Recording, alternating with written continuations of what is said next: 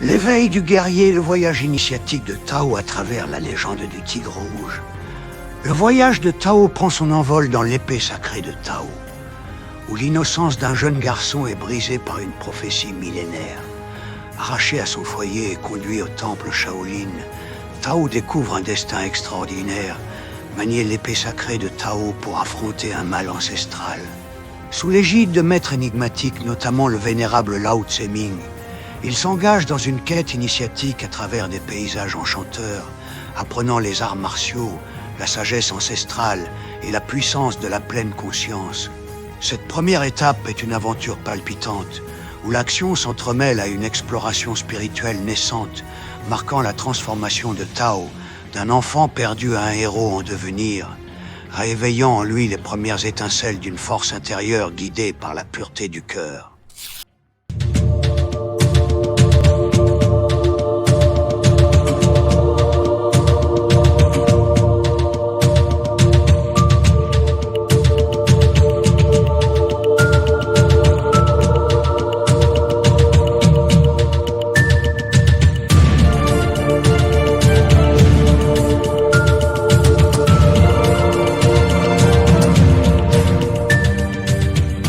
Chapitre 11.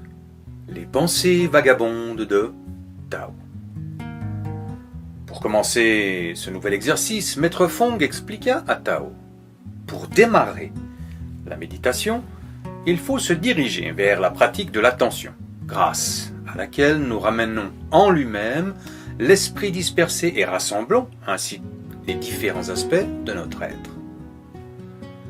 Nous appelons cet état demeurer paisiblement. Cette pratique permet d'accomplir 3 choses. Premièrement, les divers aspects fragmentés de nous-mêmes qui étaient en conflit se dissolvent et s'harmonisent. Dans cet apaisement, nous commençons à mieux nous comprendre et il nous arrive même, parfois, d'avoir un aperçu de la splendeur de notre nature fondamentale. Deuxièmement, la pratique de l'attention désamorce notre agressivité, notre négativité et la turbulence de nos émotions. Plutôt que de les refouler ou de nous y complaire, il importe ici d'envisager nos émotions ainsi que nos pensées et tout ce qui s'élève avec une sympathie et une générosité aussi ouverte et vaste que possible. Certains maîtres disent que cette générosité pleine de sagesse possède la saveur de l'espace illimité. Troisièmement, cette pratique dissout et élimine en nous le mal et la dureté, dévoilant et révélant ainsi notre bon cœur authentique. Alors, commencerons-nous à être utiles à autrui. En supprimant graduellement toute dureté et agressivité grâce à la pratique, nous permettrons à notre bon cœur authentique, à cette bonté fondamentale, notre vraie nature, de resplendir et de créer l'environnement chaleureux au sein duquel s'épanouira notre être véritable. Mais je dois me mettre dans quelle position? Et faut-il garder les yeux fermés? Demanda Tao à Maître Fong. Reste tranquillement assis. Le corps immobile, la parole au repos, l'esprit en paix. Il faut permettre aux pensées et aux émotions, à tout ce qui surgit, de s'élever et de disparaître. Ne t'attache à rien. Avant d'acquérir la maîtrise de notre esprit, il faut d'abord apaiser son environnement. Pour l'instant, l'esprit ressemble à la flamme d'une bougie, instable, vacillante, constamment changeante, attisée par les sautes de vent de nos pensées et de nos émotions. La flamme ne brûlera régulièrement que lorsque l'air environnant sera immobile. De la même façon, nous ne pourrons entrevoir la nature de notre esprit et y demeurer qu'après calmer l'agitation de nos pensées et de nos émotions. Ces formes étaient en fait les racines techniques d'un style. Des positions d'enracinement, déplacement, blocage, coup, etc. Les techniques de défense étaient pratiquées également. L'enseignement comptait un travail rigoureux sur les évitements, les défenses décollées, défenses collées, avec ou sans contre-attaque, contre les attaques armées ou à main nue. Un travail soit debout, soit au sol, avec un ou plusieurs partenaires. Les armes étaient un passage obligé vers l'accomplissement de chaque disciple. Qu'il s'agisse de bâton, lance, canne, sabre, épée, hallebarde, bâton, à 2 ou à 3 sections, fléau, crochet, chaîne, chaque arme était étudiée jusqu'à sa parfaite maîtrise. Après quelques jours, Tao demanda à Maître Fong de pouvoir juste prendre en main son sabre. Maître Fong l'accompagna dans cette démarche et le laissa prendre l'objet en main, le caresser, le regarder, puis le remettre en place. « Pourrais-je l'utiliser à l'entraînement » demanda Tao. « Chaque chose en son temps » répondit Maître Fong. Puis, sans dire un mot de plus, Maître Fong saisit avec délicatesse la main de son jeune élève, traversa les couleurs du temple en direction de la sortie. Il fit ouvrir les portes d'enceinte et ils se retrouvèrent tous les deux dehors. « Je vais t'emmener chez toi, Tao. Il me semble important que tu y retrouves tes racines. Mais tu ne pourras pas y rester, car si tes parents étaient revenus, le lieutenant Chang m'en aurait informé. » Ainsi, chemin faisant, Tao reprenait vie et espoir. Mais arrivé devant la demeure, il constata que le restaurant était fermé, comme il l'avait laissé, avec son père en partant à la recherche de Kimai.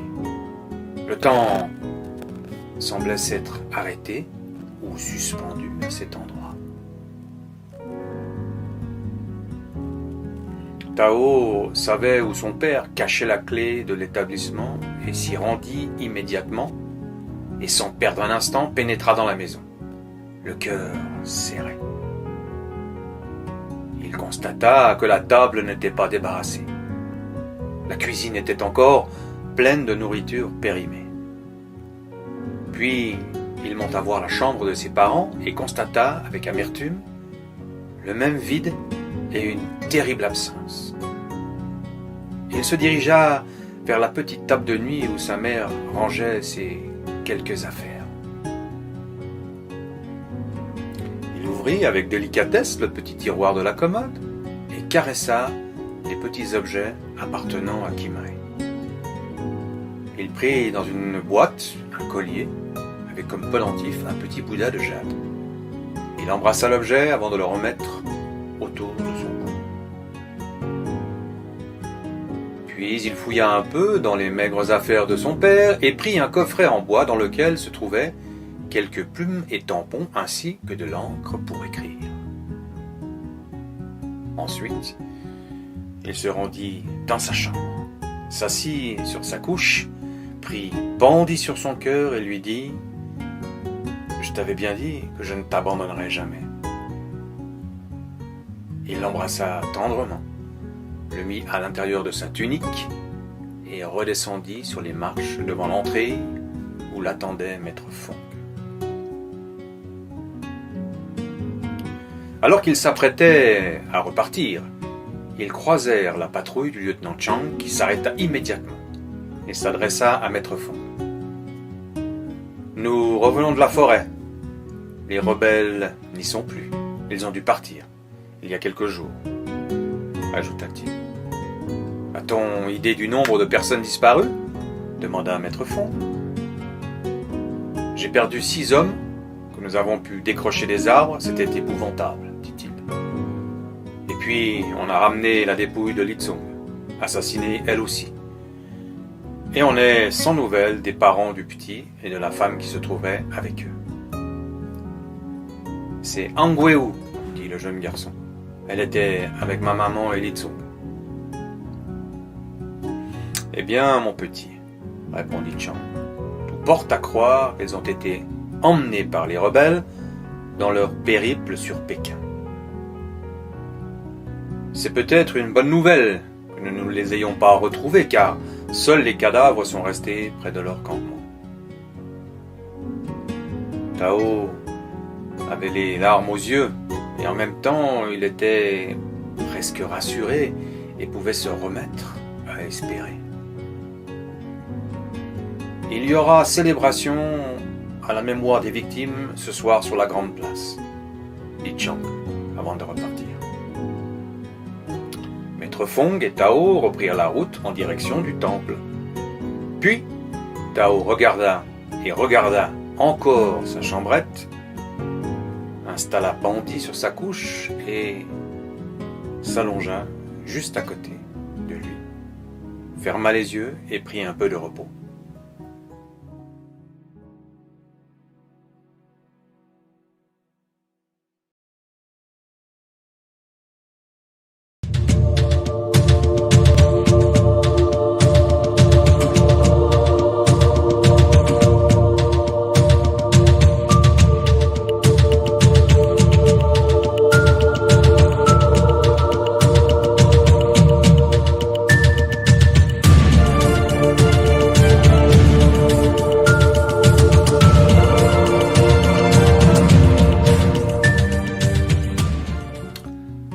Chapitre 12. Le réveil de Lao Tse-Ming. De longs mois s'étaient écoulés pendant lesquels Tao n'avait cessé de progresser. Il approchait de ses 10 ans à grands pas. Il participait activement à la vie du temple. Alors qu'il travaillait le Tao du serpent avec Maître Fong, il fut soudainement interrompu par l'un des disciples arrivé en courant, avant de murmurer quelque chose à l'oreille de Maître Fong. Sans explication particulière, celui-ci quitta précipitamment la salle et disparut en toute hâte à travers les couloirs du temple. Le disciple le plus aguerri reprit les rênes de l'entraînement dans la continuité du mouvement. Que pouvait-il bien se passer, se demanda Tao. Personne ne semblait contrarié par cette soudaine disparition. Tao ne put s'empêcher de poser la question, mais personne ne voulait donner de réponse. Il insista un peu, puis fut très vite remis dans le rang. En réalité, Lao Tse était sorti de son long voyage au pays du sommeil. Le temps avait marqué son visage, ses cheveux avaient blanchi et étaient devenus longs et soyeux. Il ne pouvait pas encore quitter sa couche et reprenait doucement ses forces. Maître Fong attendait ce moment avec grande impatience, car même si un jour l'élève dépasse le maître, il ne doit jamais oublier qu'il reste le guide, celui par qui tout a été possible. Maître Fong vouait à Lao Tse un profond et indestructible respect. Il se souvint alors que Lao Tse lui avait, il y a fort longtemps, ouvert la voie de la sagesse. Lao Tse-Ming se redressa doucement, il se sentait très faible. Il devait retrouver des forces avant de reprendre l'enseignement à ses disciples. Maître Fong fit préparer un bon repas et lui apporta de l'eau et quelques fruits. Lao Tse regarda Fong attentivement pendant quelques instants, puis il posa ses mains sur ses épaules et doucement lui dit : « Ciel et terre demeurent. Pourquoi demeurent-ils ? Ils ne vivent pas pour eux-mêmes. Ainsi continuent-ils d'exister. De même, le sage s'efface et par là apparaît. Il s'oublie lui-même et atteint le vivant. Par le détachement, il réalise sa perfection. Puis il prit la tasse que lui avait préparée Maître Fong et but le breuvage lentement. Lao Tse lui demanda de ne pas encore informer ses disciples car il avait besoin de quelques jours pour retrouver un peu de ses forces et préparer son retour. Il demanda des nouvelles de Tao et Maître Fong fut très fier de lui en donner d'excellentes. En effet, Tao allait de mieux en mieux. Il grandissait à l'approche de ses 10 ans et progressait chaque jour un peu plus. De plus, il lui dit également que Tao, à son arrivée au temple, possédait le sabre à la tête de tigre et aux yeux de rubis. Lao Tse esquissa un sourire et dit « Je le savais ». C'était le signe qu'il était bien l'élu, celui par qui le changement devra s'opérer. Il semblait savoir un certain nombre de choses que tous ignoraient. Lao Tse devait prendre le temps de mettre un peu d'ordre dans ses souvenirs et rafraîchir les 1000 sentiers de sa mémoire. Lorsque je serai prêt, je voudrais que Tao vienne à moi. À présent, j'ai besoin de rester seul un moment, dit Lao Tse. Maître Fong prit donc congé et se retira en s'assurant que rien ne perturberait le repas du grand maître. Il savait le grand maître de retour physiquement et se sentait rassuré de cette présence. Il demanda à Tao de quitter la salle d'entraînement et tous deux se dirigèrent dans la cour, puis traversèrent les jardins du temple et s'assirent sur un banc juste à côté d'un petit étang. Te souviens-tu? Lorsque tu es arrivé, je t'avais dit que Lao Tse était endormi d'un profond sommeil. Oui, répondit Tao, même que je n'arrivais pas à le croire. Je pensais qu'il était parti et que vous n'aviez pas le droit de le dire. En réalité, ce n'était pas ça. Lao Tse a consulté le grand livre du temps que seuls les grands maîtres ont le droit de questionner. Mais tout savoir a un prix et le prix à payer pour cela pouvait être la vie. Lao Tse avait perdu 20 ans de sa vie en quelques minutes, c'est pourquoi il s'était endormi si longtemps. Il s'est éveillé aujourd'hui. Il a besoin d'un peu de temps pour rassembler ses pensées. Mais il sait des choses qu'il a vues dans le grand livre. Lorsque l'instant sera choisi, il désire te rencontrer. Ne sois pas étonné par son aspect physique. Il a un peu vieilli, mais tu le reconnaîtras sans peine. Tu devras écouter avec attention ce qu'il te dira, car il se pourrait bien que ta présence ici soit l'œuvre d'une mission dont l'objectif n'est pas encore révélé. Tao se posa quelques questions et se demandait quelle pouvait bien être cette fameuse mission que Lao Tse aurait vue juste avant de s'endormir. Même s'il avait beaucoup progressé, il ne se sentait pas encore à la hauteur d'affronter le dragon noir. Il se disait même qu'il était curieux que tant d'espoir fussent placés en lui, car il y avait dans le temple des disciples bien plus forts et bien plus intelligents que lui-même. Mais après tout, si Lao Tse Ming l'avait vu, c'était bien que cela devait être. Peut-être que quelque chose lui échappait et que cela lui serait révélé aussi dans son sommeil ou éventuellement lorsqu'il serait en présence de Lao Tse. Le moment attendu et aussi un peu redouté arriva. Maître Fong vint chercher Tao avant de l'emmener auprès du grand maître. Tao était angoissé car il avait peur de ne pas le reconnaître. Il gardait de Lao Tse une image d'un homme beau et fort.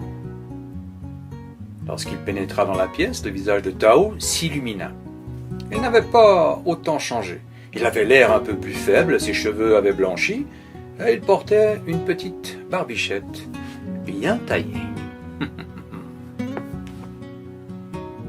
Il s'agenouilla devant son grand maître et le salua selon le rituel en usage lorsqu'on s'adresse au détenteur du savoir. « Je suis heureux de te voir, Tao. Tu es un grand garçon à présent. Tu es devenu fort à ce qu'on m'a dit. Mais la vraie force n'est peut-être pas seulement logée dans l'action physique. L'on peut être amené à rencontrer des esprits défiant toutes les forces physiques. C'est pourquoi la force sans l'esprit est comme le jour sans la nuit, comme l'expression d'une force inopérante et sans emprise sur les éléments. Maître Fong m'a informé qu'au jour de ton arrivée au temple, tu avais dans ton bagage un sabre avec une poignée à l'effigie d'une tête de tigre aux yeux de rubis. Tao répondit par l'affirmative et proposa à Lao Tse de lui montrer et d'aller chercher ce fameux sabre. Mais Lao Tse répondit qu'il n'était pas important de le voir à l'instant et demanda à Tao: « Comment est-il arrivé jusqu'à toi, mon garçon ?» Tao prit le temps de raconter à Lao Tse le récit complet de l'aventure où son père avait failli se noyer en sauvant la petite Xime, fille du général Hukuai. Le général en personne remit en récompense à son père ce fameux sabre en question. Il ajouta qu'il représentait son seul héritage. Lao Tse écouta avec grand intérêt le jeune garçon raconter avec enthousiasme les exploits de son père admiré et qui avait offert ce cadeau exceptionnel à son fils qui ignorait la valeur réelle et symbolique de l'objet. « Ce sabre t'appartient, Tao, dit Lao Tse. Il n'est pas arrivé jusqu'à toi par hasard. Ce n'est pas toi qui l'as reçu, c'est lui qui t'a trouvé. Je voudrais que tu m'écoutes à ton tour.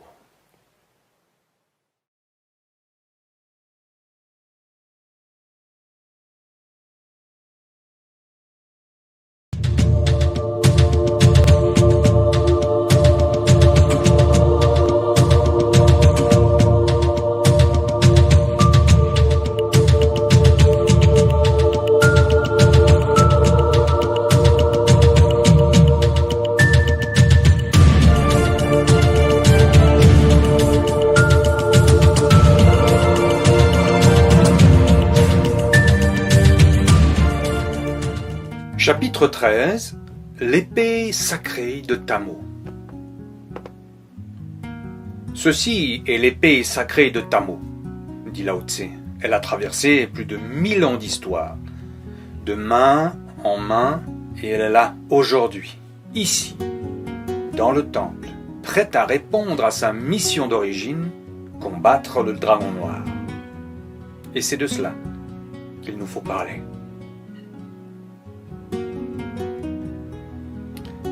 Va chercher l'épée, lui dit-il.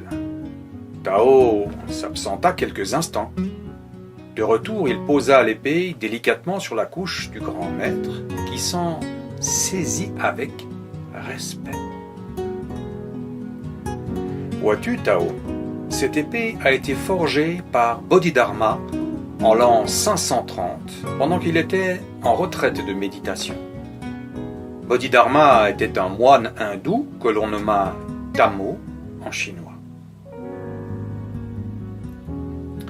Il vint en Chine afin de rencontrer l'empereur qui avait fait traduire les textes bouddhistes par les moines de la région.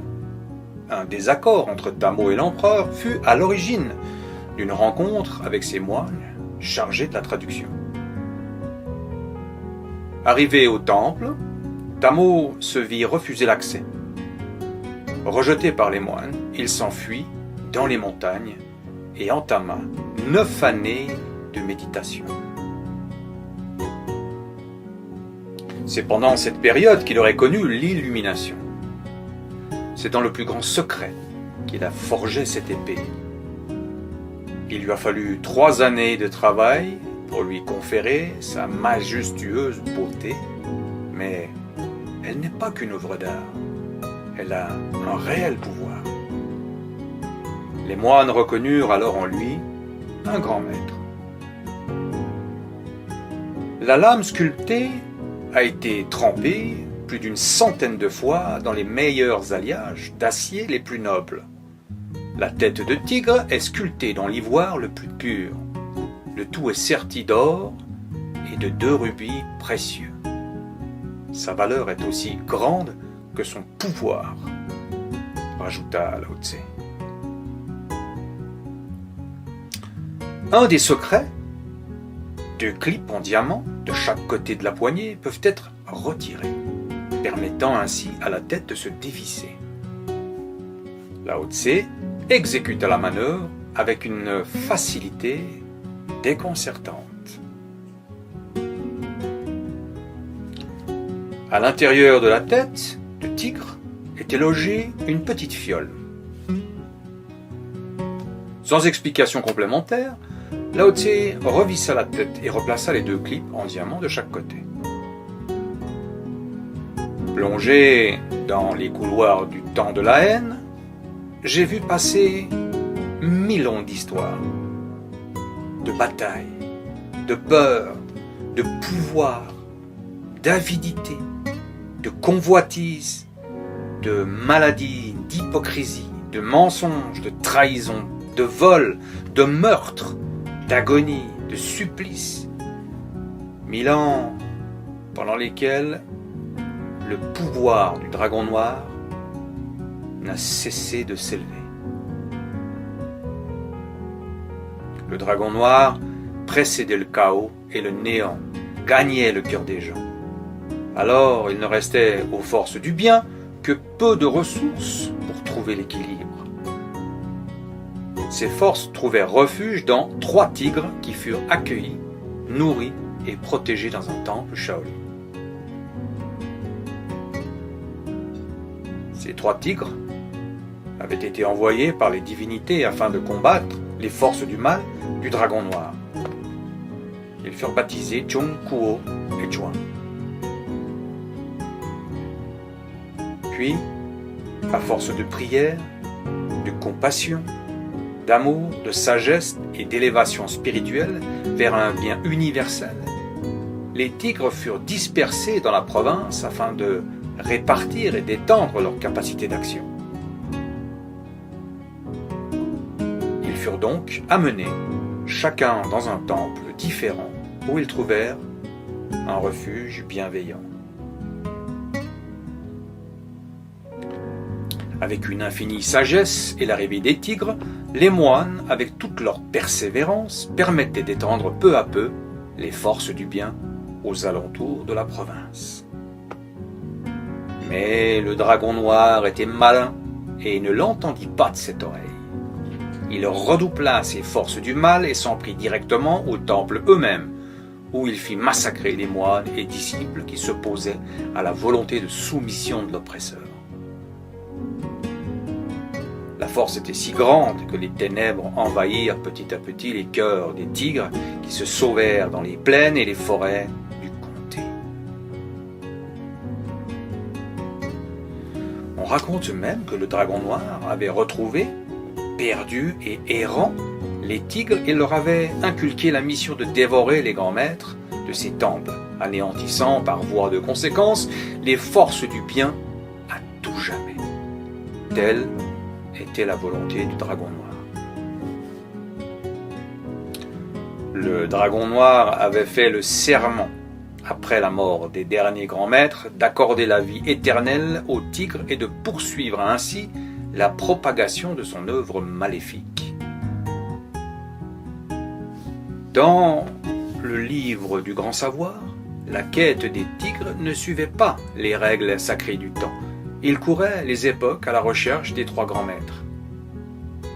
C'est ainsi qu'en 1000 ans, Chung et Kuo réussirent leur mission sinistre.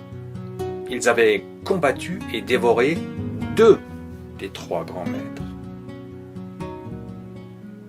Et c'était à présent le sang des défenseurs du bien qui coulait dans leurs veines. Chuan était arrivé à Fangmui et devait être à la recherche du dernier des grands maîtres, afin que puisse se réaliser la prophétie du dragon noir. Seule l'épée sacrée de Tamo, guidée par la main d'un enfant au cœur pur, pouvait briser le sortilège. Il devrait partir à la recherche des tigres, guidés par le secret espoir des sages, et combattre les tigres jusqu'à la mort.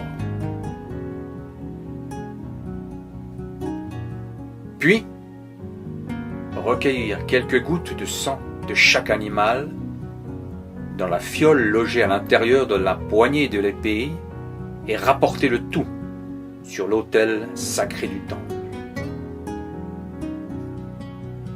Tao demanda à Lao Tse s'il savait qui était le troisième et dernier grand maître.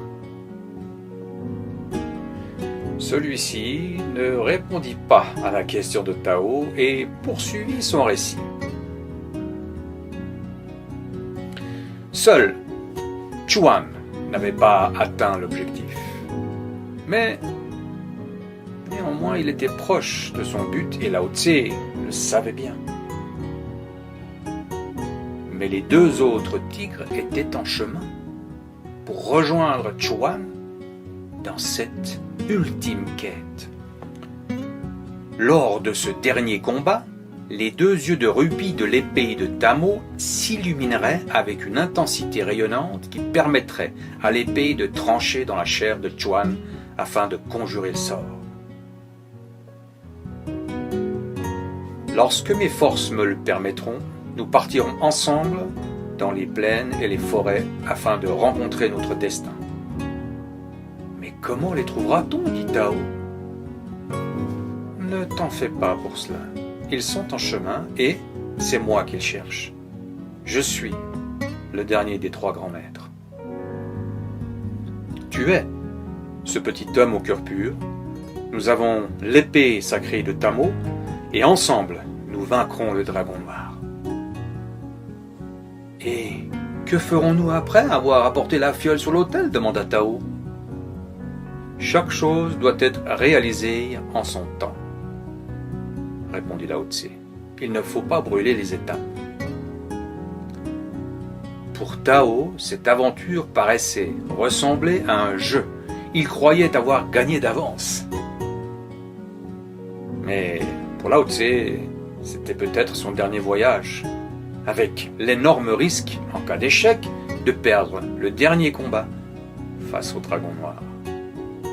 Pour lui, l'heure était au repos. Il dit à Tao, avant que celui-ci ne le quitte, « Si tu dois préparer un combat avec un tigre, inspire-toi de son instinct le plus profond. » Tao quitte la pièce pour s'en aller rejoindre Maître Fong dans les jardins du temple.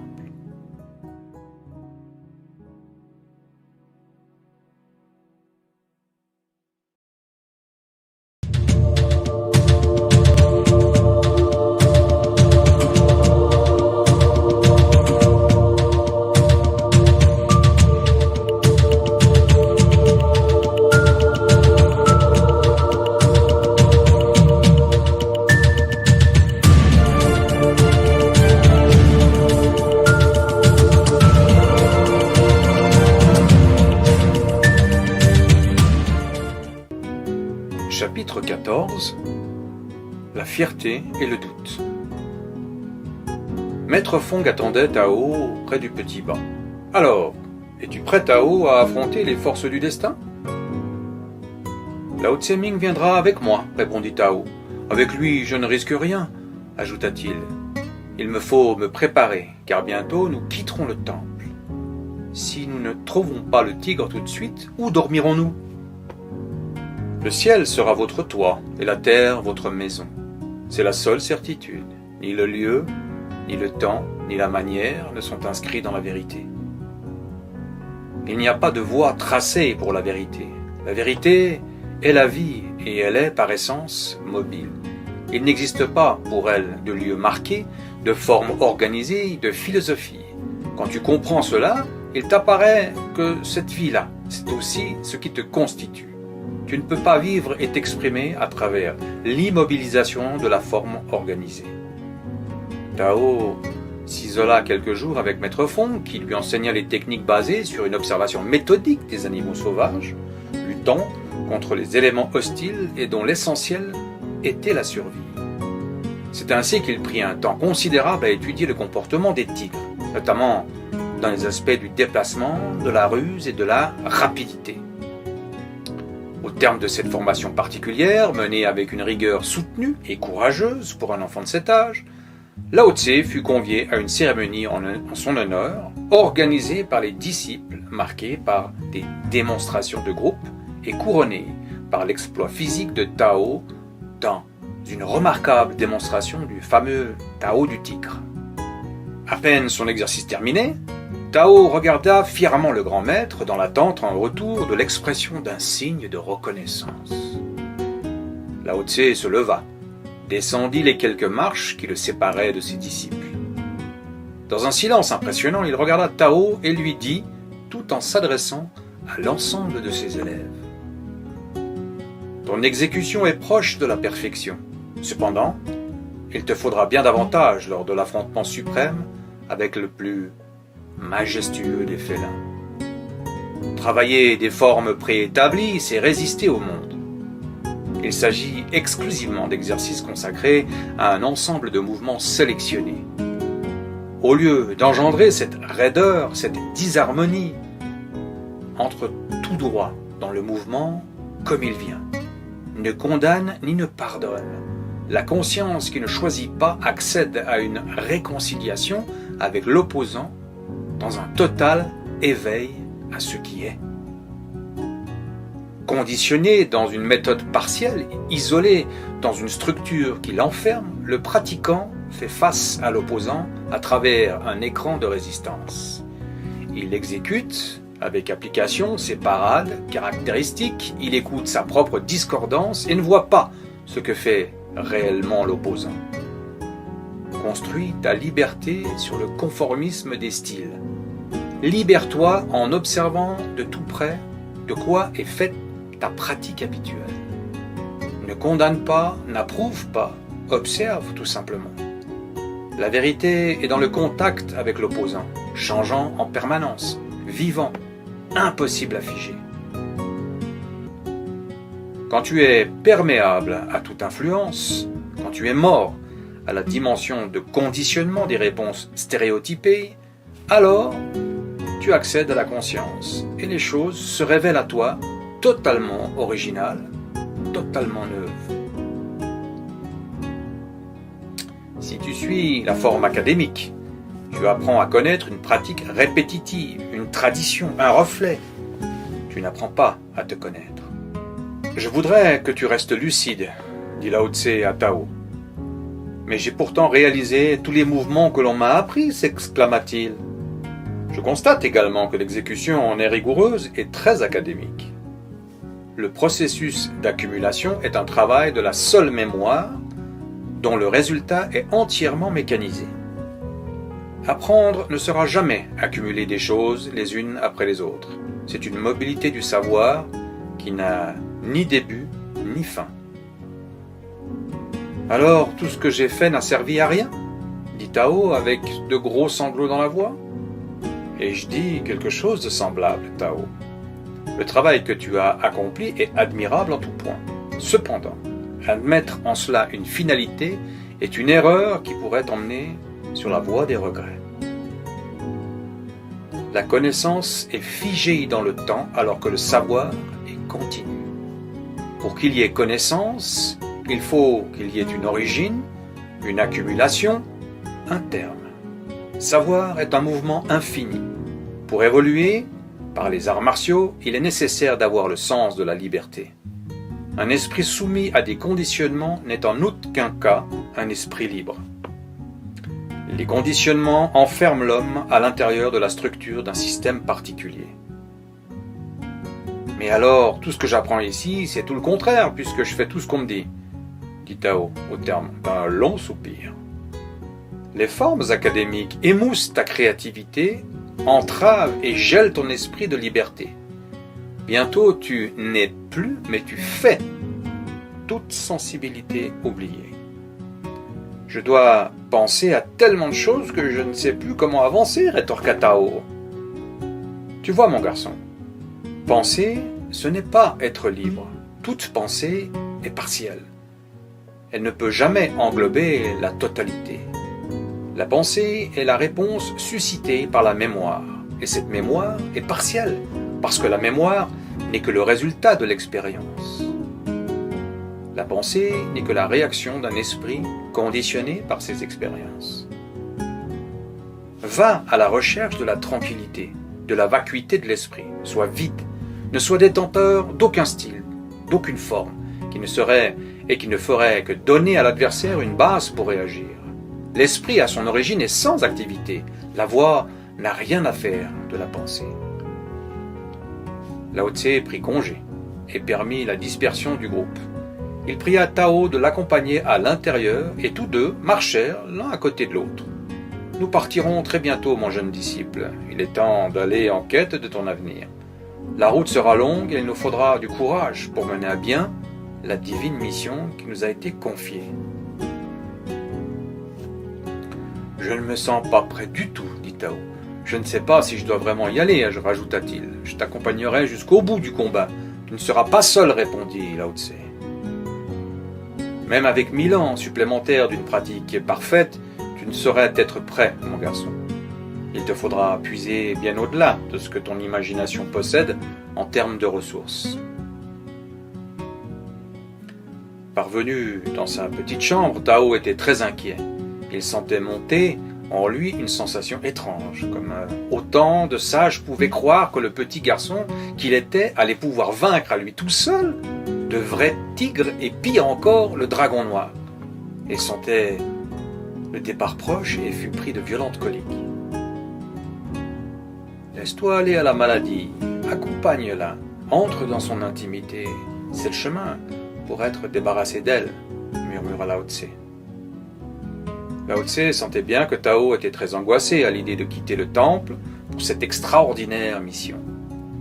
Il prépara pour son jeune élève quelques tisanes à base de plantes dont les vertus sont encore aujourd'hui gardées dans les secrets du temple. Le jeune garçon fut vite remis sur pied et l'inéluctable survint. Le départ fut annoncé par Lao Tse pour le lendemain matin. Une grande cérémonie fut organisée au monastère et tous les moines prirent une part active à toutes les festivités.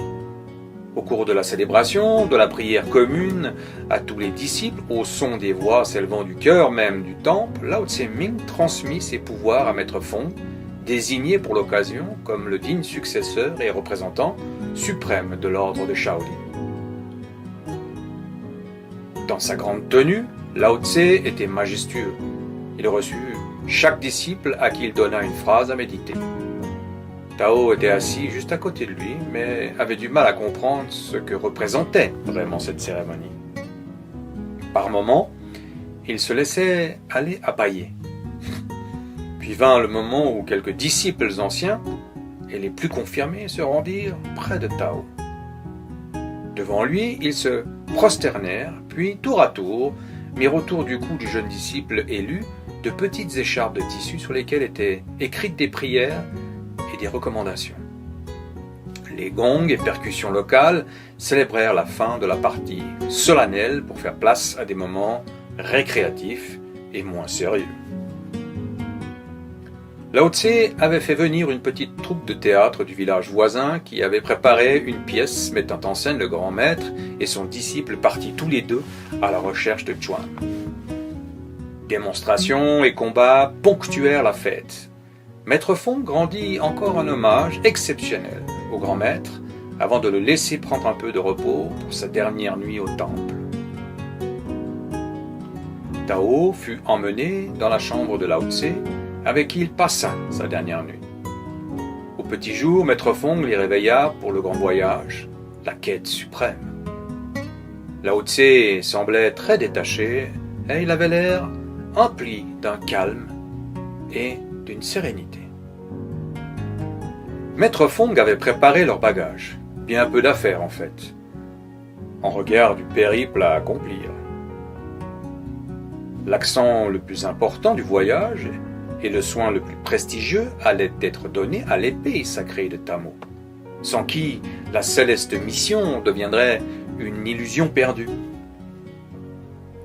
Une épaisse couverture en bandoulière, une sacoche contenant des herbes et des petites potions, permettant d'être à l'abri des petits coups du sort.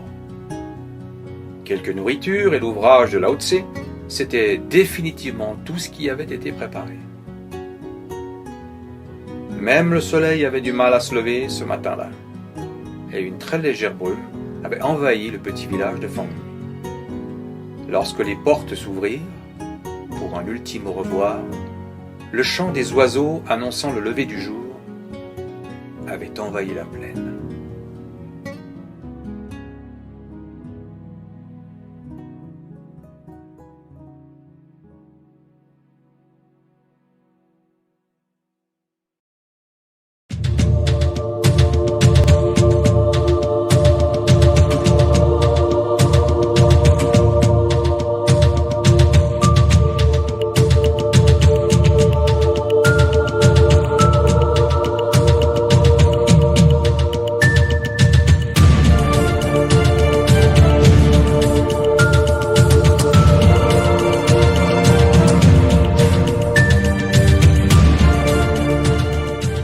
Chapitre 15. Le grand voyage. Les deux voyageurs quittaient petit à petit les ruelles du village. Tao suivait Lao Tse sans dire un mot, les larmes au bord des yeux. Ils s'arrêtèrent quelques instants devant le restaurant Fleur de Chine, abandonné à la végétation luxuriante de l'endroit.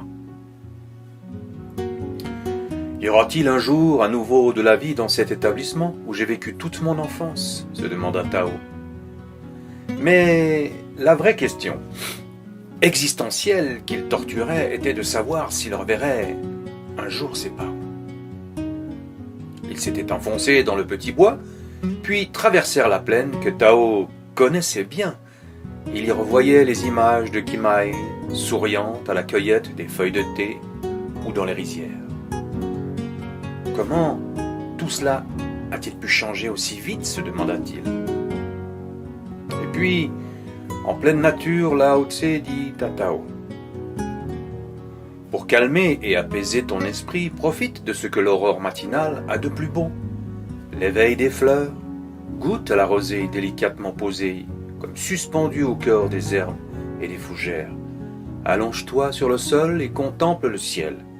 Laisse ton esprit se perdre dans son immensité. Que le ciel extérieur éveille le ciel intérieur de ton être. Lao Tse semblait guider et suivait la voie, que lui seul paraissait connaître. Pendant plusieurs heures, d'une marche plutôt fatigante, Tao ne dit mot. Il semblait captivé par le spectacle permanent que lui offrait le décor. Rien n'était figé, comme il le pensait jadis. Tout n'était que mouvement, emporté dans un tourbillon insaisissable. Le temps semblait s'écouler d'une manière étrange. Le crépuscule fit place aux rayons lumineux d'un soleil bienfaiteur. Ils avaient marché toute la journée et il était temps de penser au juste repos. Il fallait s'installer pour la nuit.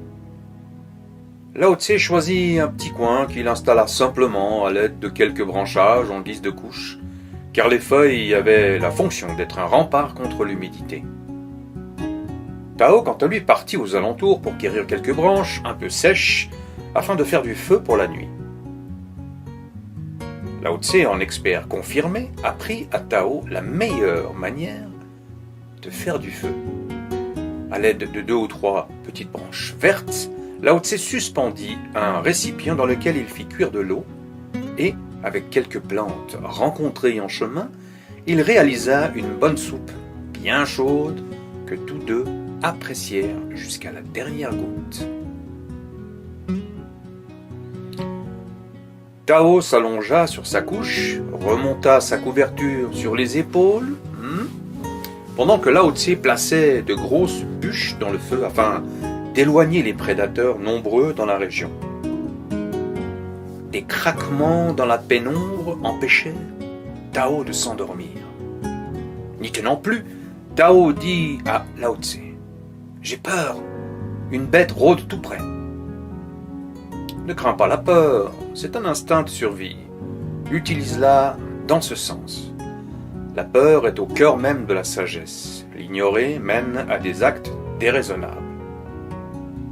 Tao saisit l'épée sacrée de Tamo et regarda les yeux du tigre pour voir si les rubis devenaient étincelants, signe précurseur de la visite de Chung et Kuo.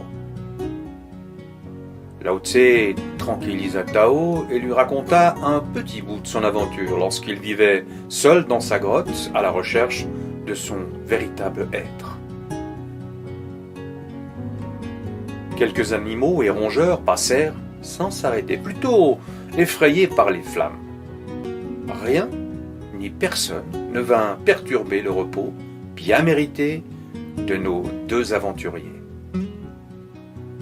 Au petit jour, lorsque Tao ouvrit les yeux, Lao Tse était assis, en position de méditation. Dans la largeur de son champ de vision, il vit le jeune homme bouger et lui dit de venir goûter à l'éveil de l'esprit, puis à l'action. Tao rejoignit son grand maître, s'installa près de lui, avant de lui demander : « Avez-vous bien dormi ? Moi, je n'ai pas réussi à fermer l'œil de la nuit, dit-il. » « Je peux te dire que tu as même fermé les deux, dit Lao Tse. Je n'ai pas besoin de trop dormir. Il me suffit lorsque je dors de le faire profondément. Il en va de même pour se nourrir. » « Comment cela ? Répondit Tao.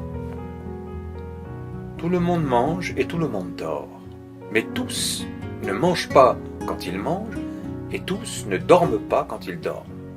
Mange quand tu manges et dors quand tu dors signifie être totalement présent dans chacune de tes actions sans qu'aucune distraction de l'ego ne t'éloigne de cette présence. C'est cela l'intégration. Elle devra devenir ta nourriture quotidienne. » Lao Tse invita son jeune disciple à partager ses exercices de libération de l'énergie interne et d'assouplissement articulaire. Tao connaissait bien ces exercices et il les utilisait chaque jour dans sa pratique de disciple de Shaolin. Lao Tse prodigua encore quelques conseils, puis rassembla ses affaires, dispersa les cendres et les restes de bois brûlés afin de ne pas laisser de traces de leur passage. Ils reprirent la marche accompagnés par un rayon de soleil levant, semblant leur montrer la direction à suivre. Lao Tse, en chemin, s'arrêta auprès d'un arbre d'où tombaient de gigantesques lianes souples et vertes.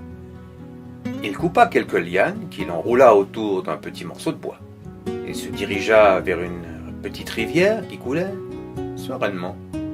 « Nous sommes sur la bonne voie, cette rivière nous conduira au lac Taipanchan. » Il posa ses affaires sur la berge et s'allongea quelques instants à côté du cours d'eau.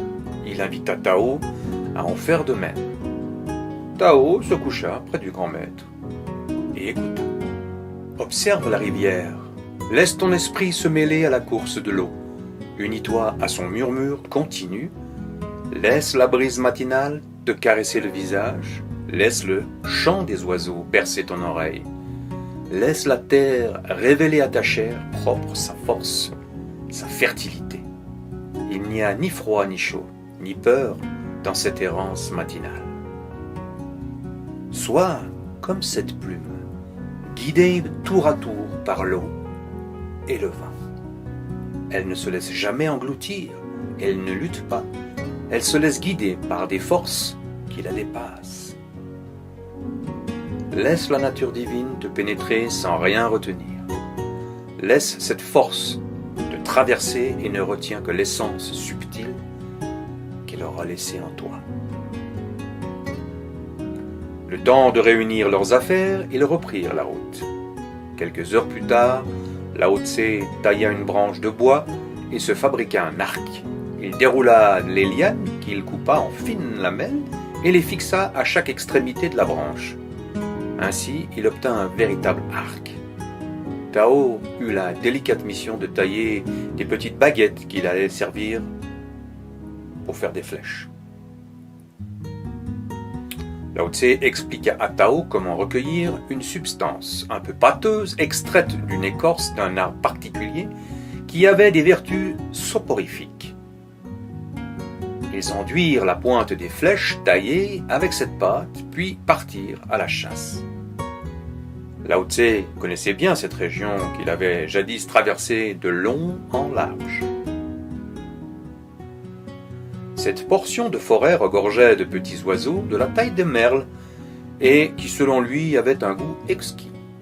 Il s'agenouilla, comme le félin guettant sa proie, puis saisit son arc et une flèche qu'il engagea sur la corde tendue. Il attendit de longues secondes avant de fermer les yeux et de lâcher sa flèche. Plus loin, à une dizaine de mètres, quelques plumes volèrent aux alentours et le volatile s'abattit sur le sol, la flèche en plein cœur. La pâte sur la flèche n'avait servi à rien, car elle n'aurait été utile que si l'animal avait été blessé. Il se serait alors endormi sans souffrir. Mais là, sûr qu'il était mort sur le coup. Tao alla ramasser avec délicatesse la petite victime et la ramena à son maître, pour lequel il avait une admiration sans limite. « Mais comment avez-vous fait pour le toucher en plein cœur, les yeux fermés, maître ?» demanda Tao. « Mes yeux étaient fermés au moment de lâcher la flèche, car à ce moment très précis, j'étais l'arc, la flèche et la cible à la fois. Dès lors, le regard devint superflu. » Tao prépara le feu pendant que Lao Tse termina d'accommoder le volatile avec des herbes et des baies. Les deux voyageurs goûtèrent leur repas et se sentaient si bien qu'ils en auraient presque oublié la mission. Ils prirent leur quartier de nuit auprès d'un grand arbre à l'immense parure verdoyante. Lao Tse s'enduisit tout le corps avec de la terre humide et pria Tao d'en faire de même, car la région était infestée de moustiques de toutes sortes, ainsi que de parasites nuisibles attirés par la lumière des flammes.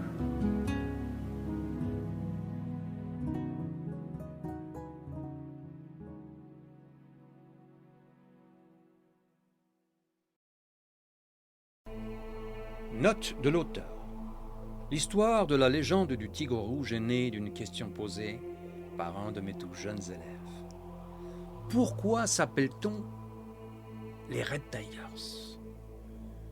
Je refusais de lui répondre quelque chose de banal, mais plutôt quelque chose de valorisant, de rassurant, puisant sa source dans l'histoire. Ceci afin de mettre du sens sur notre pratique et lui permettre d'emprunter un chemin vers l'imaginaire dans lequel il pourrait se reconnaître dans le but de trouver la voie. Je me suis alors plongé dans les pages de l'histoire de Chine, pays cher à mon cœur par sa culture et berceau de la pratique des arts martiaux. Bien que des faits historiques jalonnent le cours de la légende, les personnages sont issus de mon imagination, même si de consonance certains noms peuvent prêter à confusion. Je me suis laissé guider dans l'écriture par mes questionnements d'enfant, restés sans réponse. À travers les questions et évolutions de Tao, jeune héros de mon histoire, mais également par mes questionnements et inquiétudes de père, à travers le rôle de Chen, père de Tao. Cela m'a permis de prendre du temps pour apporter des réponses, celles mêmes qu'il m'est difficile d'appliquer dans la vie trop active de chaque jour. Dans ce long travail sur moi-même, j'y interprète aussi le rôle de Lao Tse, grand maître du temple Shaolin. Cette position symbolique que j'occupe dans mon école des Red Tigers. À travers les aventures et les péripéties de Tao, je m'efforce d'apporter des réponses puisées dans les ressources philosophiques de grands penseurs, ainsi qu'au plus profond de moi-même, permettant d'amener un peu de recul dans la fragilité de mes certitudes. Par cette histoire, j'aimerais laisser à mes enfants, à mes élèves, à toutes celles et tous ceux qui ont partagé et qui partageront les sentiers de mon existence, non pas uniquement une image d'un super-héros, utilisant son art pour terrasser ses adversaires, mais bien celle d'un être humain tout simplement. Ma vérité est celle d'un homme humble qui a passé l'essentiel de sa vie à donner, à chercher la force, la souplesse et la paix de l'esprit. Ce n'est qu'après 30 ans de pratique assidue, de combats, de larmes et de sang, mais également de joie, de recherche, d'enseignement et d'expérience, de désirs frustrés, de rêves brisés, mais également d'une profonde espérance, d'une volonté inébranlable et d'une prodigieuse confiance en la vie, que j'ai pu entreprendre l'écriture de la légende du Tigre Rouge. Cela m'a permis ainsi de retrouver un peu de l'origine d'une appartenance symbolique marquée par des valeurs de confiance, d'amour, de fidélité, de foi, de famille, de paix, de sérénité, d'espoir et d'avenir. La vérité est au fond de chacune et de chacun. J'ai passé ma vie à chercher un guide qui aurait pu me mettre sur la voie, m'aider à trouver les repères dans les moments difficiles, une sorte de grand maître qui aurait eu réponse à mes questions les plus profondes. Lao Tse est devenu ce personnage, et à travers lui, j'ai compris que le guide que j'ai tant recherché était tout simplement enfoui en moi. Dès lors, comme Tao, il faut s'efforcer de trouver la paix à travers les expériences de la vie, d'accepter ce qui nous arrive, de mettre du sens sur nos épreuves, de ne jamais cesser d'apprendre, de trouver les repères nécessaires et les valeurs à défendre et ne jamais négliger le moment venu de transmettre à son tour les acquis de son savoir. C'est cette même philosophie que je m'applique à exercer dans mes activités professionnelles et familiales. Dans ma pratique quotidienne d'éducateur spécialisé en travail social à Ormur et d'intervenant sociothérapeutique, je constate trop souvent chez certains jeunes des pertes de repères et de valeurs importantes. Je reste à leur écoute d'une manière attentive et me rends fréquemment disponible pour accompagner cette détresse juvénile en proie aux doutes les plus divers. Je m'engage corps et âme, jour après jour, à essayer d'être ce guide qui permet à l'individu de trouver une place valorisante et sécurisante au cœur même d'une société abandonnant trop généralement et facilement les plus fragiles. Comme Lao Tse dans l'histoire qui accompagne Tao dans les moments difficiles, je m'efforce d'être présent, de garder suffisamment de recul pour aider chacune et chacun à découvrir ce potentiel et ses propres ressources.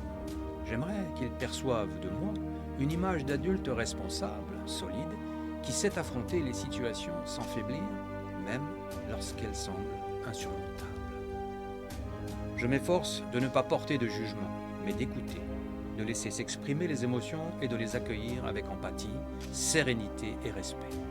Ainsi, je pourrais, le moment venu, comme dans l'histoire, tirer ma révérence afin de laisser à chacune et chacun le soin de poursuivre sa route.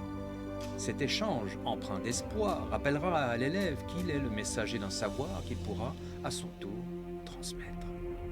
Ainsi, la légende deviendra une œuvre collective. Chacun y sera un jour le héros, s'il sait interpréter le chemin qu'il a parcouru et celui qui lui reste à faire.